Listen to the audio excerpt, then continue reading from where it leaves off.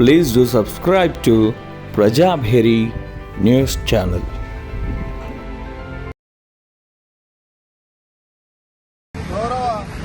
Governor గారిని కలవడం జరిగింది. గవర్నర్ గారు ఏదైతే గల్ఫ్ మైగ్రెంట్స్ విషయంలో ఇటీవల ఒక జీవో ఇచ్చినటువంటి రాష్ట్ర ప్రభుత్వం దాన్ని మేము స్వాగతిస్తున్నాం. రేవంత్ రెడ్డి గారు ముఖ్యమంత్రి అయ్యాక మరి గల్ఫ్ కార్మికుల కోసం ప్రత్యేకంగా బోర్డు ఏర్పాటు చేస్తాము. తర్వాత గల్ఫ్ అండ్ అదర్ కంట్రీస్కి వాళ్ళ కోసము సంక్షేమం కోసం బడ్జెట్ కేటాయించి ఎవరైనా చనిపోయినా కూడా 5 లక్షలు ఇస్తామని చెప్పారు. కానీ నిన్నటి రోజున ఏదైతే 205 జీవో 16వ తేదీ నాడు హడావిడిగా విడుదల చేయడం జరిగింది. దాంట్లో సమగ్రంగా ఆ జీవోలో పేర్కొనలేదు. ముఖ్యంగా గల్ఫ్ దేశాలలో 7 దేశాలను మాత్రమే మరి దీన్ని గుర్తించారు. అక్కడ ఎవరైనా చనిపోతేనే 5 లక్షలు ఎక్స్గ్రేషియా ఇస్తామన్నారు. కానీ ఈసీఆర్ కంట్రీస్ ఉన్నాయి, మరి 18 దేశాలు ఉన్నాయి ఇవాళ. మన అదే కాకుండా ఇంకా అనేక ఇతర దేశాలకు కూడా మన వాళ్ళు వెళ్తున్నారు. కాబట్టి ఎక్కడికి వెళ్ళినా కూడా పేదలు కూలి పనుల కోసం వెళ్ళి అక్కడ ఏదైనా మృత్యువాత పడితే వాళ్ళందరూ కూడా 5 లక్షల రూపాయలు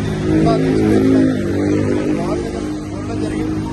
అదేవిధంగా ఒక సంక్షేమ బోర్డు ఏర్పాటు చేయాలని కూడా ప్రత్యేక మంత్రిత్వ శాఖ అయ్యారు. 1000 కోట్ల బడ్జెట్ ఇవ్వాలని చెప్పేసి గవర్నమెంట్ వారు రాష్ట్ర ప్రభుత్వంతో ముఖ్యంగా ముఖ్యమంత్రి గారితో మాట్లాడి డెఫినెట్గా ఇది చాలా గంభీరమైన సమస్య, దీని మీద నేను రాష్ట్ర ప్రభుత్వంతో మాట్లాడతాను, చెప్తాను, ఇది అవసరం అని చెప్పేసి వారు భావిస్తారు. చాలా ఎక్కువ సమయం నుంచి మాకు వారు ఓపికగా వెళ్ళారు.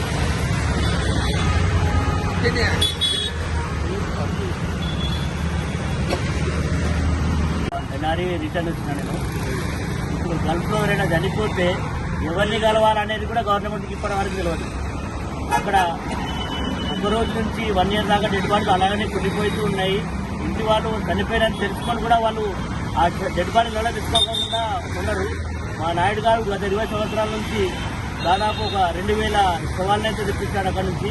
కాబట్టి గవర్నమెంట్ పార్టీ తీసుకొచ్చే ముందు ఇతర రాష్ట్రాల్లో ఆల్రెడీ దిగ్విజయంగా వాళ్ళు నడుస్తున్నారు. కేరళలో 30 సంవత్సరాల నుంచి ఎన్ఆర్ఈ పాలసీ నడుస్తుంది. మన దగ్గర ఎందుకు ఫాలో అవుతలేదని అడుగుతున్నాను.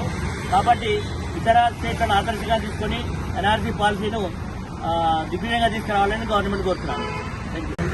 రెడ్డి గల్ఫ్ చేసి ఏర్పాటు చేస్తుంది. మొన్న ఇచ్చిన జీవోకు ప్రభుత్వానికి కృతజ్ఞతలు తెలియజేస్తున్నాం. అయితే 8 December 2023 నుంచి చనిపోయిన వాళ్ళకు మాత్రమే మృతధర సహకారాన్ని ప్రభుత్వాన్ని రిక్వెస్ట్ చేసేది ఏంటంటే అది సరిపోదు. మరి పాత వాళ్ళు కూడా ఇబ్బందుల్లో ఉండరు, వాళ్ళందరికీ కూడా మృతధర సహకారం అందాలి.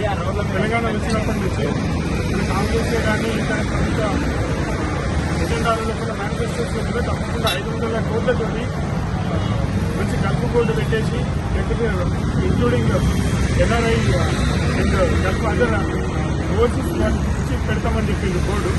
దీనివల్ల ఎన్ఆర్ఐ యాక్ట్ ఒకటి రావాలి మనకు. అట్లాగే కేరళ, పంజాబ్, తమిళనాడు, మన ఉత్తరప్రదేశ్ వీటన్నిటిని ఆదర్శంగా తీసుకొని అట్లాగే ఆంధ్రప్రదేశ్ మనకు పర్ఫెక్ట్గా పనిచేయాలని కోరుతున్నాం. గల్ఫ్లో కష్టపడుతున్న కార్మికులకు ఈ ప్రభుత్వం సాయం అందించాలని చెప్పి గత 20 సంవత్సరాలుగా పొడపాటు ఆధ్వర్యంలో ఈ ఉద్యమం నడుస్తుంది. మరి దాన్ని కళ్ళు తెరిచి ప్రభుత్వం మంత్రంగా ఒక సలహామండలి ఏర్పడేసింది. మరి ఆ సలహామండలి ద్వారా ఎక్కువ ప్రయోజనం లేకుంటున్నాయి. కాబట్టి ఖచ్చితంగా గల్ఫ్లో చనిపోయిన కానీ కార్మికులకు ఇండియాకి వచ్చినా కానీ ఈ ఏజెంట్ల చేతిలో మోసపోతున్న చాలా మంది కూడా ఈ సలహామండలి ద్వారా కాకుండా ఒక ఎన్ఆర్ఐ బోర్డు ఏర్పాటైతే బాగుంటుంది. కాబట్టి ఖచ్చితంగా ఈ 18 దేశాలను తీసుకోవాలి, 7 దేశాలు జరిపోవు. ఈ ఏజెంట్ల తరఫున మోసపోయిన వ్యక్తులకు కూడా ప్రభుత్వం సహకరించాలి. అట్లాగే చనిపోయిన వ్యక్తుల కుటుంబం ఎక్స్గ్రేషియా 5 లక్షలు సరిపోతే 25 లక్షలు ఇవ్వాలి. మరి తిరిగి వచ్చినటువంటి గల్ఫ్ కార్మికులకు వారికి సహకారం, ఆర్థిక సహకారం అందించి వారు చిన్న చిన్న పనులు చేసేందుకు ప్రభుత్వం సహకరించినట్లు బ్యాంకర్స్కి చూపిస్తే వాళ్ళు అక్కడ పని చేసుకొని వచ్చి ఇక్కడ కూడా చిన్న చిన్న వ్యాపారాలు చేసుకొని బతుకుతారు. కాబట్టి వాళ్ళ ఆత్మహత్య లాభానికి ఉపయోగపడుతుంది. కాబట్టి ఖచ్చితంగా గల్ఫ్లో పనిచేసిన కార్మికులందరికీ కూడా ఈ ప్రభుత్వం న్యాయం చేయాలని చెప్పి డిమాండ్ చేస్తూ ఉన్నాం.